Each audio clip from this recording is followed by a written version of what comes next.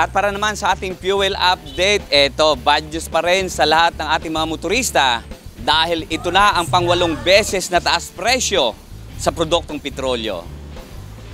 Tumaas ang presyo ng gasolina ng 30 centavos kada litro at sa diesel naman ay 70 centavos kada litro at tumaas din ng 80 centavos kada litro ang presyo ng kerosene.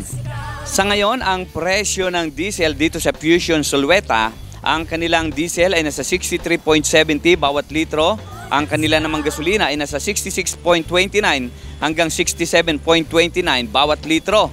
At dito naman sa Shell, dito sa Maharlika Highway, ang kanilang diesel ay nasa 68.84 hanggang 77.10 bawat litro. Ang kanilang gasolina ay nasa 70.43 hanggang 75.95 bawat litro. At eto, medyo good news ng konti ito sa ating mga motorista. Medyo mura po ang gasolina at diesel dito sa Lamarang Gas Station. Ang kanilang diesel ay nasa 58.50 lamang bawat litro. Ang kanilang gasolina nasa 62.90 hanggang 63.40 bawat litro.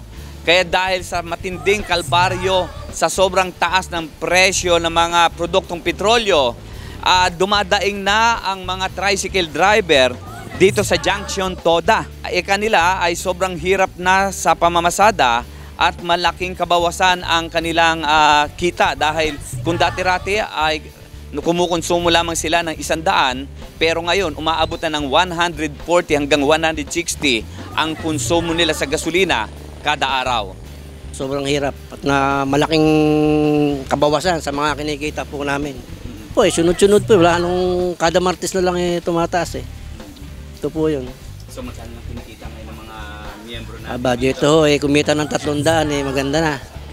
350, ganyan, maganda na ho yun. So yung gasolina nyo, magkano nakukonsumo nyo sa gasolina? Ay pag, hindi rin ako, conforme din po sa pag medyo magandang, halimbawa medyo masakay, ayan.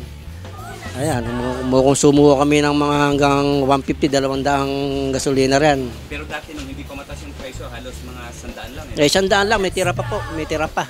Ayon kay Energy Assistant Director Rodelia Romero, nagkaroon ng taas presyo dahil sa pagbabawas ng oil inventories ng United States na nangangahulugang tumaas ang demand para sa langis doon.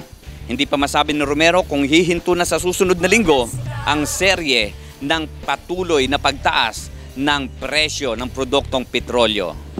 At yan ang ating fuel update kasama si Angel Mar Bumanlag at si Toman Sanal. Smile Sopetran III para sa Balitang Unang Sigaw.